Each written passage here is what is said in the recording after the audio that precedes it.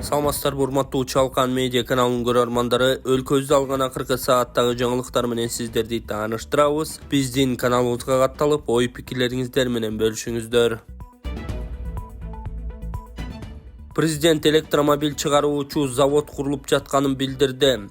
Президент Садыр Жапаров Кыргызстанда Кытай мамлекети менен биргеликте электромобиль чыгаруучу завод салынып жатканын билдирди. Президент бул тууралуу 7-июнда Ислам өнүктүрүү банкынын президенти Мухаммед Аль-Джасер жолугушуу учурунда Кыргызстандагы экология маселеси жөнүндө айтып жатып билдирген. Ошуна Кытай өлкөсү менен биргелешип электромобиль чыгарган завод куруп жатабыз. Ал жылына 80 000 машинеге чейин чыгарууга мүмкүнчүлүгү бар. Өлкө боюнча эски абаны булгап жаткан машинелерди топтоп, айырма баасын өлчөп 10-15 жылга электромобиль беребиз. Кыргызстанда бүт электромобилге өткөрүү планыбыз бар. Ушул жылдын аягы же кийинки жылдын башына ишке ашырабыз, деди президент. Быйыл февралда кытайлык China Hubei Juye Group компаниясы жергиликтүү ишкерлер жана кыргыз өкмөтү менен бирге Чүй облусунда электромобиль чыгаруучу заводдун курулушун баштаган. Заводдун пайдубалын төшөөгө президент Садыр Жапаров да катышкан. Компания алгачкы унааны быйыл чыгара баштоо убадасын берген. Президент ошондой эле Ислам өнүктүрүү банкынын президенти менен жолуккандагы сөзүндө Ысык көлдө Асман шаарынын курулушу башталганын билдирип, ал жакта жалаң электр менен жүргөн автоунаалар болоорун, жашыл шаар салынаарын белгилеген. 2021-жылы министрлер кабинетинин төрагасы Акылбек Жапаров жалпы өлкөдө электромобилдерди көбөйтүү үчүн шарттарды түзүү аракети көрүлүп жатканын,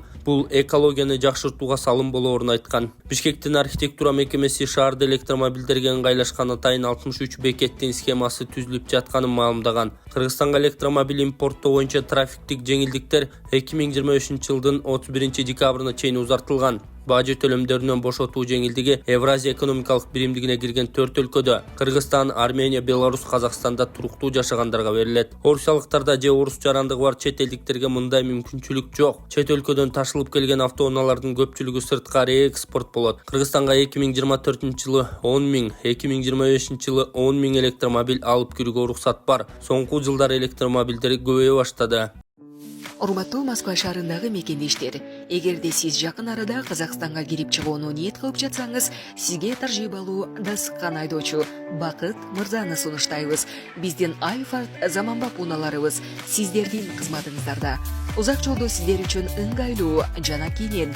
Алдын ала документти кара тизмеден текшеребиз, мөөнөт өтүп кеткен документтерге жардам беребиз. Без пересадкасыз өзүбүз түз алып кирип чыгабыз.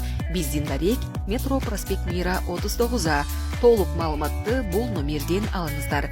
Плюс 7977 852 0081.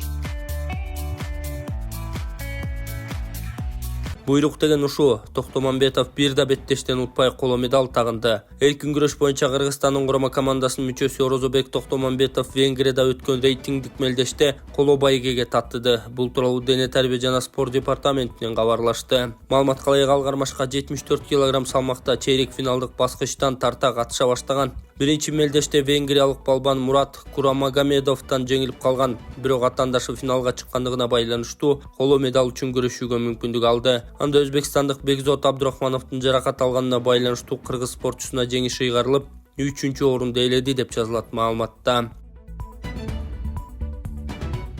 Сауд Арабиясы каттоодон өтпөгөн 300 000ден ашуун зыяратчыны Меккеден чыгарды. Сауд Арабиясынын бийлиги 8-июнда билдиргендей, коопсуздук күчтөрү ажылыктын алдында каттоодон өтпөгөн 100 000 деген зыяратчыны ыйык жерлерден чыгарды. 14-июнда ажылык ибадаты башталат. Былтыр Меккеге 1,8 миллион киши зыяратка барган. Сауд Арабиясынын басма сөз агенттиги Аль-Харам мечити турган шаарда чыгарылгандардын 154 000 туристтик виза менен келген чет өлкөлүктөр экенин билдирди. Өлкөнүн бийлиги 171 587 киши кармалганын, алар Сауд Арабиясында жашаганы менен Меккенин тургундары эместигин жана ажылыкка уруксат албаганын белгиледи. Кыргызстандан ажылык ибадатын аткаруу үчүн аттанган зыяратчылардын алгачкы тобу 31 майдын таңында Ош аэропортунан учуп кеткен. Сауд Арабиясы 2024-жылдагы ажылык сапар үчүн Кыргызстанга 6060 квота бөлгөн. Ажылыкка баруунун акысы 3750 АКШ доллары деп бекитилген. 2023-жылы кыргызстандыктар үчүн 6110 квота берилип, зыяраттын акысы 3900 доллар болгон. Ажылык ислам дининдеги негизги 5 парыздын бири. Бул учурда дүйнөнүн булуң бурчуна мусулмандар Сауд Арабиясынын Мекке жана Медина шаарларына зыяратка барышат. Быйыл ажылык 14-19 июнь күндөрү аткарылат. 3 округ боюнча парламентке 29 талапкер атсалышат. Номер 5 Ноокат, номер 29 Сверлов жана номер 36 Сүкөл бир мандаттуу шайлоо округтар боюнча Жогорку Кеңештин депутаттыгына мөөнөттүү мурда шайлоого талапкерлерди каттоо аяктады. Бул тууралуу Борбордук шайлоо комиссиясы 8-июнда кабарлаган. 3 округтан жалпы 29 талапкер атсалышат. Алардын 2 аялдар, жалпы 44 талапкер арыз берип, алардын 12си катышуудан баш тартты. 10-июндан тартып шайлоо алдындагы өтүү иштери башталат. 29-июнь таңкы саат 8:00 аяктайт. Шайлоо 30-июнда өтөт. 2021-жылы Жогорку Кеңештин 7-чакырылышына номер 5 Ноокат шайлоо округунан шайланып келген Жусупбек Коргонбай уулу 22 апрелде мандатын тапшыруу боюнча БШКга арыз жазып, БШК 23 апрелде анын ыйгар муктарын токтоткон. Боршайком 25 апрелде номер 36 Сүкөл бир мандаттуу шайлоо округунан шайланган Максатбек Сарбагышевдин депутаттык мандатын өзү жазган арыздын негизинде алган. Номер 29 Сверлов округунан 2022 жылдагы шайлоодо депутат болгон Шайлообек Атазовдун мандаты быйыл апрелде жокко чыгарылган. Буганын ошол кездеги атандашы Абдурахман Хажы Муртазалиевдин сотко жазган арызы негиз болгон. Добуш сатып алуу учурунан улам Боршайком Муртазалиевке да мандат берген эмес жана жаңы шайлоо дайындалган. Муртазалиев БШКнын чечимине каршы сотко даттанган. Жогорку Кеңештин 7-чакырылышы 2021-жылдын декабрь айында ишин баштаган. Андан бери ар кандай себеп менен 20га чукул депутат мандатынан ажыратылды. Дагы $21,000 чогулуп калса, мен баламды алып чыгат элем. Бул Эл үмүтү фондунун жетекчиси мен Болотбек Айдаркулов. Ушул досубуздун алдына келип турабыз. Бул досубуз өзүңүздөргө белгилүү болгондой, ошол армияда Кыргыз элинде кызмат өтөп, палчандардын катарында ошол дос болуп жүргөн.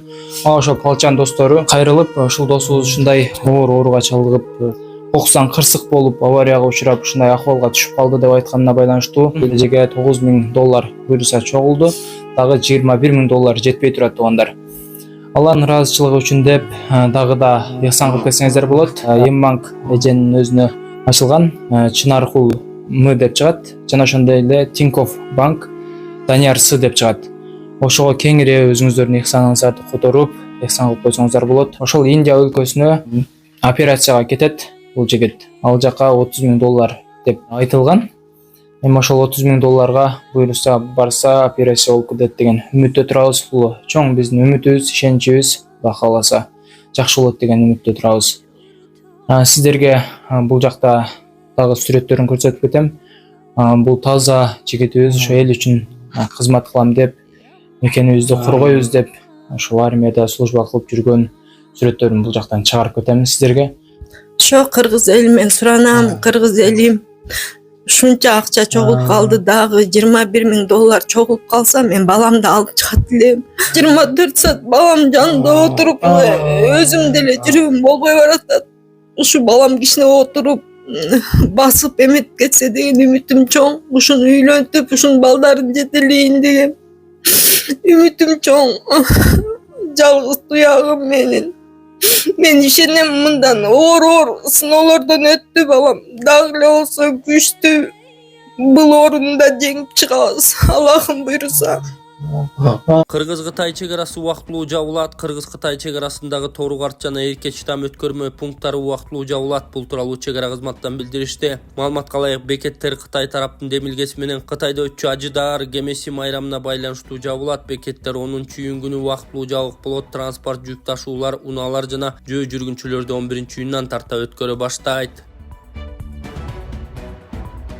Мураталиев мамлекеттик тил мыйзамы бузгандарга чара көрүү сунушталууда. Президентке караштуу мамлекеттик тил жана тил саясаты боюнча улуттук комиссиянын төрагасы Мелис Мураталиев тилге тиешелүү мыйзамдарды бузгандарга чара көрүү буга чейин эч бир кодексте каралбаганын айтты. Мен улуттук комиссияга жетекчи болуп келгенден тарта биринчи кабылган тоскоолдугум тилдин мыйзамда көрсөтүлгөн эрежелерин бузууда аларга чара көрүлбөгөндүгү менен бет келишүүм болду. Мисалга, бизде азыр мамлекеттик тил боюнча конституциялык мыйзам бар, бирок анда көрсөтүлгөн нормалар бузулса кандай чара көрүлөрү эч бир жерде жазылган эмес. Бул тууралуу Мелис Мураталиев Спутник Кыргызстан радиосуна маек куруп жатып маалымдаган. Анын айтымында, укук бузуулар кодексинде тил мыйзамына тиешелүү беренелер жок. Былтыр жайында мамлекеттик тил боюнча конституциялык мыйзам кабыл алынган. Ал күчүнө кирген соң жарым жыл аралыгында андан макамы боюнча төмөн турган мыйзамдар дал келтирилиши шарт. Андыктан биз азыр 16-мыйзамга толуктоо өзгөртүүлөрдү киргизүүчү мыйзам долбоорун жазып чыктык. Анткени мамлекеттик тилдин ордо макамы кээ бир мыйзамдарда такыр эле көрсөтүлбөй калса, айрымдары жаңы кирди. Мисалы жарнамалар боюнча азыр колдонулуп жаткан мыйзамда уят сөздөр жазылса жеке жактар 1000, юридикалык жактар 5000 сом айып пулга жыгылат деп гана көрсөтүлгөн. Мындан башка учурларда тилдин нормалары сакталбаган же бузулган башка учурларга эч кандай чаралар каралган эмес. Биз эми жаңы сунуштап жаткан мыйзам долбоордо мамлекеттик тилдин конституциялык мыйзамда көрсөтүлгөн эрежелерин бузган учурда чара көрүүнү сунуштап жатабыз. Айта кетүүчү жагдай, бизде расмий тил боюнча да мыйзам бар. Эгер анын нормалары бузулса, андай учурда да тиешелүү чаралар көрүлүшү шарт, деди Мурат Алиев. Ал сунушталган мыйзам долбоору коомдук талкууда турганын кошумчалады. Кыргызстанга дээрлик 920 миллион доллар которулган 4 айдын маалыматы. Январдан апрель айына чейин Кыргызстанга 923 миллион 330 миң доллар которулганын Улуттук банк билдирди. Бул өткөн жылдардын тагыраагы 2023 862,9 миллион жана 2022 жылдын 791,6 миллион аталган айларына салыштырганда арбын. Кеп жеке тараптардын акча жөнөткөн система, банктык мобилдүү тиркемелер, банктык карталары жана электрондук капчыктар аркылуу салган каражаты туурасында болууда. Акчанын көп бөлүгү 857,2 миллион доллар Россиядан түшкөн.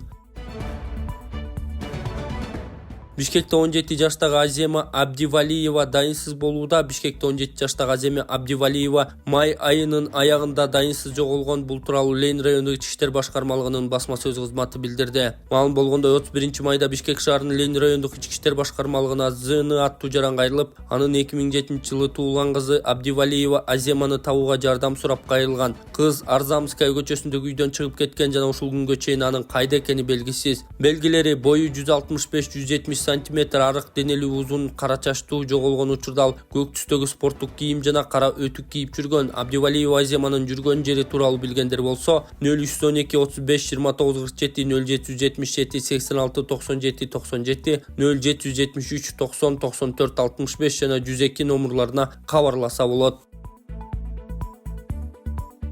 Айдоочу тазалыктын жумушчусун сүзүп окуя болгон жерден качып кеткен. Бишкекте 8-июнь таңында болжол менен саат 4:40 чамасында Москва жана Кулиев көчөлөрүнүн кесишинде белгисиз айдоочу жөө адамды тазалыктын кызматкерин сүзүп кеткен. Кайгыл милициясынын басма сөз кызматынан билдиришкендей, 1960 жылы туулган жаран ЖГ оор абалда ооруканага жеткирилген. Унаанын айдоочусу кырсык болгон жерден качып кеткен. Мамлекеттик номери белгисиз ак түстөгү Deo Nexia унаасы шектелүүдө.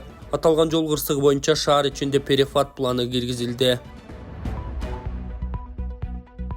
Тоңдун айылдарында мыйзамсыз курулуштар алынууда. Тоң район Кажысай айылында жайкы туристтик мезгилге даярдануу максатында Күн чыгыш айыл өкмөт тарабынан муниципалдык пляждагы мыйзамсыз курмаларды алдыруу иштери жүрүп жатат. Архитектура, курулуш жана турак жай коммуналдык чарба мамлекеттик агенттигинен билдиришкендей, мыйзамсыз курулуштар Тоң район шаар куруу жана архитектура башкармалыгынын көрсөтмөсүнүн негизинде алынууда. Мындан тышкары Тоң район Бөкөнбаев айылынын Борбордук көчөсүндө мыйзамсыз курулуштар алынууда.